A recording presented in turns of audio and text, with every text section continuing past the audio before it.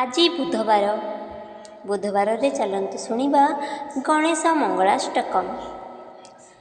गजाननाय गंगेय सहजाय सदात्मने गौरीप्रिय तनुजाय गणेशायस्तु मङ्गलम्।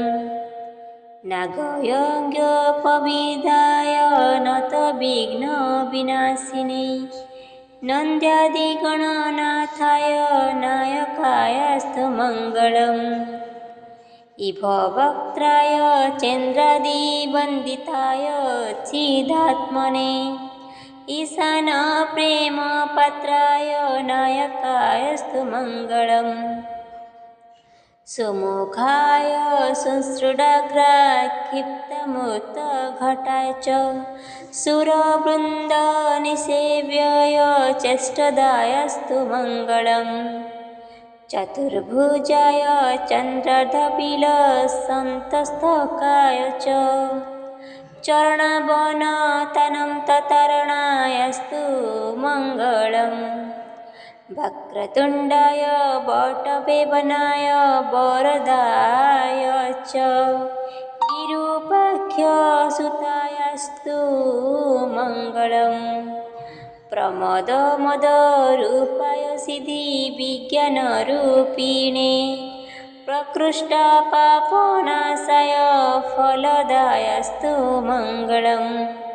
मङ्गलं गणनाथाय मङ्गलं हरसूनने मङ्गलं विघ्नराजाय विघ्नहस्तेषु मङ्गलम्। श्लोकाष्टकमिदं पुण्यं मङ्गलप्रदमादरात् पठितव्यं प्रयत्नेत सर्वविघ्ननिवृत्तये। गजाननाय गंगेय सहजाय सदात्मने गौरीप्रिय तनुजाय गणेशायस्तु मङ्गलम्। नागयज्ञोपविधाय नत विघ्न विनाशिने नन्द्यादिगणनाथाय नायकायस्तु मङ्गलम्। इभ वक्त्राय चन्द्रादिवन्दिताय चिदात्मने ईशान प्रेमपात्राय नायकायस्तु मङ्गलम्।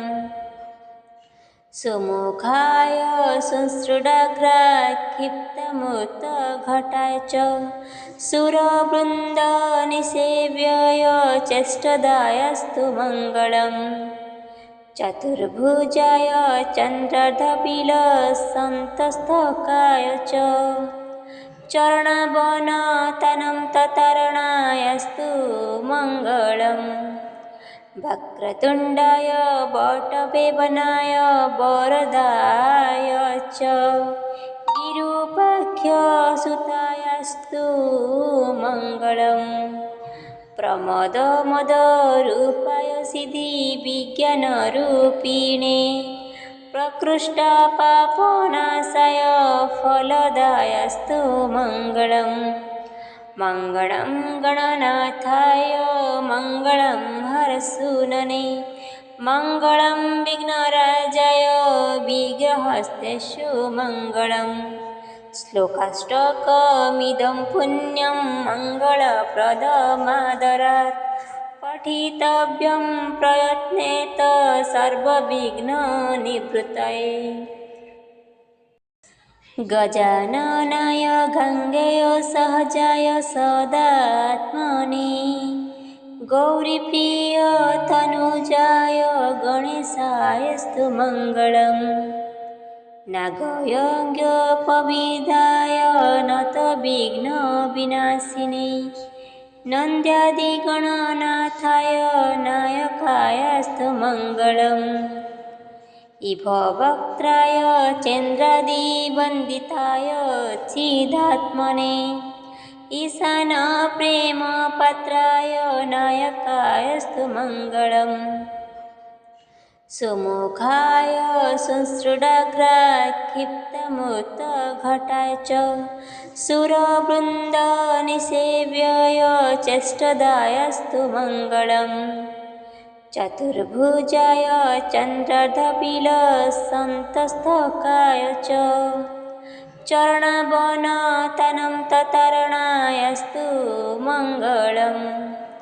वक्रतुण्डाय वटवेबनाय वरदाय च विरूपाख्यसुतायस्तु मङ्गलम्। प्रमदमदरूपाय सिद्धिविज्ञानरूपिणे प्रकृष्टपापनाशाय फलदायस्तु मङ्गलम्। मङ्गलं गणनाथाय मङ्गलं हरसूनने मङ्गलं विघ्नराजाय विघ्नहस्तेषु मङ्गलम्। श्लोकाष्टकमिदं पुण्यं मङ्गलप्रदमादरात् पठितव्यं प्रयत्नेत सर्वविघ्ननिवृत्तये। गजाननाय गङ्गेय सहजाय सदात्मने गौरीप्रिय तनुजाय गणेशायस्तु मङ्गलम्। नागयज्ञोपविधाय नतविघ्नविनाशिने नन्द्यादिगणनाथाय नायकायस्तु मङ्गलम्। इभवक्त्राय चन्द्रादिवन्दिताय चिदात्मने ईशानप्रेमपात्राय नायकायस्तु मङ्गलम्। सुमुखाय संसृडाग्राक्षिप्तमूर्तघटाय च सुरवृन्दनिसेव्याय चेष्टदायस्तु मङ्गलम्। चतुर्भुजाय चन्द्रार्धबिलसन्तस्थकाय च चरणावनतनं ततरणायस्तु मङ्गलम्। वक्रतुण्डाय वटवेबनाय वरदाय च विरूपाख्यसुतायस्तु मङ्गलम्। प्रमदमदरूपाय सिद्धिविज्ञानरूपिणे प्रकृष्टपापनाशाय फलदायस्तु मङ्गलम्। मङ्गलं गणनाथाय मङ्गलं हरसूनने मङ्गलं विघ्नराजाय विघ्नहस्तेषु मङ्गलम्। श्लोकाष्टकमिदं पुण्यं मङ्गलप्रदमादरात् पठितव्यं प्रयत्नेत सर्वविघ्ननिवृत्तये। गजाननाय गङ्गेय सहजाय सदात्मने गौरीप्रिय तनुजाय गणेशायस्तु मङ्गलम्। नागयज्ञोपविधाय नतविघ्नविनाशिने नन्द्यादिगणनाथाय नायकायस्तु मङ्गलम्। इभवक्त्राय चन्द्रादिवन्दिताय चिदात्मने ईशानप्रेमपात्राय नायकायस्तु मङ्गलम्। सुमुखाय संसृडाग्राक्षिप्तमूर्तघटाय च सुरवृन्दनिसेव्याय चेष्टदायस्तु मङ्गलम्। चतुर्भुजाय चन्द्रार्धबिलसन्तस्थकाय च चरणावनतनं ततरणायस्तु मङ्गलम्। वक्रतुण्डाय वटवेबनाय वरदाय च विरूपाख्यसुतायस्तु मङ्गलम्। प्रमदमदरूपाय सिद्धिविज्ञानरूपिणे प्रकृष्टपापनाशाय फलदायस्तु मङ्गलम्। मङ्गलं गणनाथाय मङ्गलं हरसूनने मङ्गलं विघ्नराजाय विघ्नहस्तेषु मङ्गलम्। श्लोकाष्टकमिदं पुण्यं मङ्गलप्रदमादरात् पठितव्यं प्रयत्नेत सर्वविघ्ननिवृत्तये। ଆଜି ବୁଧବାର। ବୁଧବାରରେ ଚାଲନ୍ତୁ ଶୁଣିବା ଗଣେଶ ମଙ୍ଗଳାଷ୍ଟକମ୍। ଗଜାନନାୟ ଗଙ୍ଗେୟ ସହଜାୟ ସଦାତ୍ମନେ ଗୌରୀପ୍ରିୟ ତନୁଜାୟ ଗଣେଶାୟସ୍ତୁ ମଙ୍ଗଳମ୍। ନାଗୟଜ୍ଞୋପବିଦାୟ ନତ ବିଘ୍ନ ବିନାଶିନେ ନନ୍ଦ୍ୟାଦିଗଣନାଥାୟ ନାୟକାୟସ୍ତୁ ମଙ୍ଗଳମ୍। इभ वक्त्राय चन्द्रादिवन्दिताय चिदात्मने ईशान प्रेमपात्राय नायकायस्तु मङ्गलम्। सुमुखाय संसृडाग्राक्षिप्तमुक्तघटाय च सुरवृन्दनिसेव्याय चेष्टदायस्तु मङ्गलम्। चतुर्भुजाय चन्द्रार्धबिलसन्तस्थकाय च चरणावनतनं ततरणायस्तु मङ्गलम्। वक्रतुण्डाय वटवेबनाय वरदाय च विरूपाख्यसुतायस्तु मङ्गलम्। प्रमदमदरूपाय सिद्धिविज्ञानरूपिणे प्रकृष्टपापनाशाय फलदायस्तु मङ्गलम्। मङ्गलं गणनाथाय मङ्गलं हरसूनने मङ्गलं विघ्नराजाय विघ्नहस्तेषु मङ्गलम्। श्लोकाष्टकमिदं पुण्यं मङ्गलप्रदमादरात् पठितव्यं प्रयत्नेत सर्वविघ्ननिवृत्तये। ଆଜି ବୁଧବାର। ବୁଧବାରରେ ଚାଲନ୍ତୁ ଶୁଣିବା ଗଣେଶ ମଙ୍ଗଳାଷ୍ଟକମ୍। ଗଜାନନାୟ ଗଙ୍ଗେୟ ସହଜାୟ ସଦାତ୍ମନେ ଗୌରୀପ୍ରିୟ ତନୁଜାୟ ଗଣେଶାୟସ୍ତୁ ମଙ୍ଗଳମ୍। ନାଗୟଜ୍ଞୋପବିଦାୟ ନତ ବିଘ୍ନ ବିନାଶିନେ ନନ୍ଦ୍ୟାଦିଗଣନାଥାୟ ନାୟକାୟସ୍ତୁ ମଙ୍ଗଳମ୍। इभ वक्त्राय चन्द्रादिवन्दिताय चिदात्मने ईशान प्रेमपात्राय नायकायस्तु मङ्गलम्। सुमुखाय संसृडाग्राक्षिप्तमुक्तघटाय च सुरवृन्दनिसेव्याय चेष्टदायस्तु मङ्गलम्। चतुर्भुजाय चन्द्रार्धबिलसन्तस्थकाय च चरणावनतनं ततरणायस्तु मङ्गलम्। वक्रतुण्डाय वटवेबनाय वरदाय च विरूपाख्यसुतायस्तु मङ्गलम्। प्रमदमदरूपाय सिद्धिविज्ञानरूपिणे प्रकृष्टपापनाशाय फलदायस्तु मङ्गलम्। मङ्गलं गणनाथाय मङ्गलं हरसूनने मङ्गलं विघ्नराजाय विघ्नहस्तेषु मङ्गलम्। श्लोकाष्टकमिदं पुण्यं मङ्गलप्रदमादरात् पठितव्यं प्रयत्नेत सर्वविघ्ननिवृत्तये। ଆଜି ବୁଧବାର। ବୁଧବାରରେ ଚାଲନ୍ତୁ ଶୁଣିବା ଗଣେଶ ମଙ୍ଗଳାଷ୍ଟକମ୍।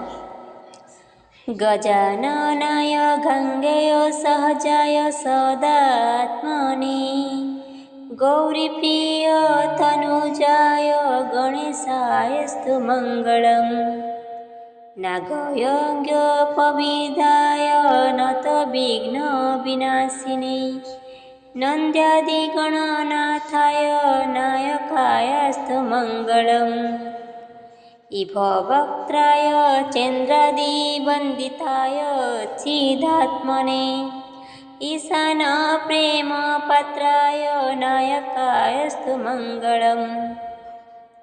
सुमुखाय संसृडाग्राय क्षिप्तमूर्तघटाय च सुरवृन्दनिसेव्यय चेष्टदायस्तु मङ्गलम्।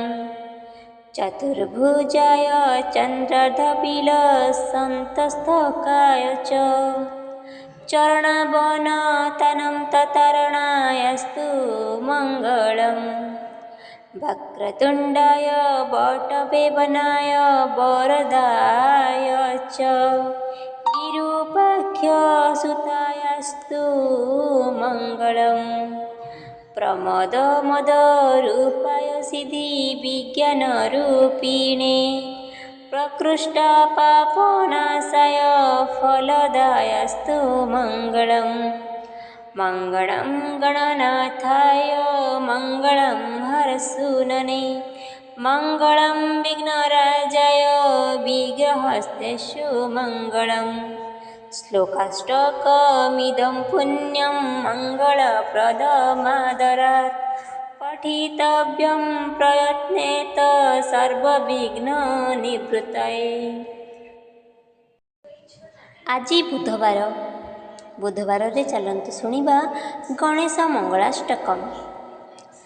ଗଜାନନାୟ ଗଙ୍ଗେୟ ସହଜାୟ ସଦାତ୍ମନେ ଗୌରୀପ୍ରିୟ ତନୁଜାୟ ଗଣେଶାୟସ୍ତୁ ମଙ୍ଗଳମ୍। ନାଗୟଜ୍ଞୋପବିଦାୟ ନତ ବିଘ୍ନ ବିନାଶିନେ नन्द्यादिगणनाथाय नायकायस्तु मङ्गलम्। इभवक्त्राय चन्द्रादिवन्दिताय चिदात्मने ईशानप्रेमपात्राय नायकायस्तु मङ्गलम्। सुमुखाय संसृडाग्राय क्षिप्तमूर्तघटाय च सुरवृन्दनिसेव्यय चेष्टदायस्तु मङ्गलम्। चतुर्भुजाय चन्द्रार्धबिलसन्तस्थकाय च चरणावनतनं ततरणायस्तु मङ्गलम्। वक्रतुण्डाय वटवेबनाय वरदाय च विरूपाख्यसुतायस्तु मङ्गलम्। प्रमदमदरूपाय सिद्धिविज्ञानरूपिणे प्रकृष्टपापनाशाय फलदायस्तु मङ्गलम्। मङ्गलं गणनाथाय मङ्गलं हरसूनने मङ्गलं विघ्नराजाय विघ्नहस्तेषु मङ्गलम्। श्लोकाष्टकमिदं पुण्यं मङ्गलप्रदमादरात् पठितव्यं प्रयत्नेत सर्वविघ्ननिवृत्तये। ଆଜି ବୁଧବାରରେ ଚାଲନ୍ତୁ ଶୁଣିବା ଗଣେଶ ମଙ୍ଗଳାଷ୍ଟକମ୍। ଗଜାନନାୟ ଗଙ୍ଗେୟ ସହଜାୟ ସଦାତ୍ମନେ ଗୌରୀପ୍ରିୟ ତନୁଜାୟ ଗଣେଶାୟସ୍ତୁ ମଙ୍ଗଳମ୍। ନାଗୟଜ୍ଞୋପବିଦାୟ ନତ ବିଘ୍ନ ବିନାଶିନେ नन्द्यादिगणनाथाय नायकायस्तु मङ्गलम्। इभवक्त्राय चन्द्रादिवन्दिताय चिदात्मने ईशानप्रेमपात्राय नायकायस्तु मङ्गलम्।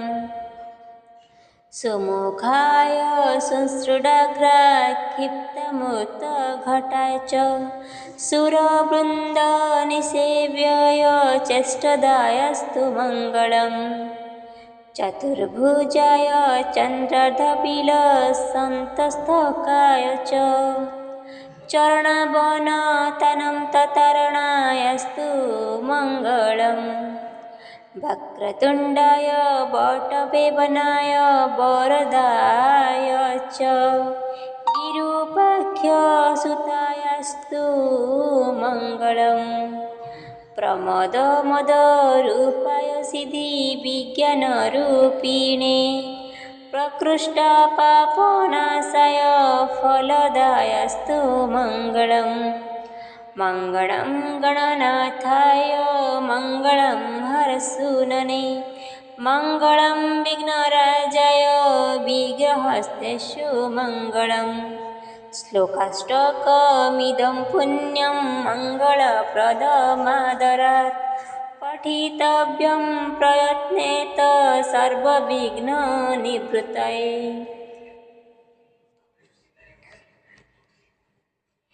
इति श्री गणेशमङ्गलाष्टकम्।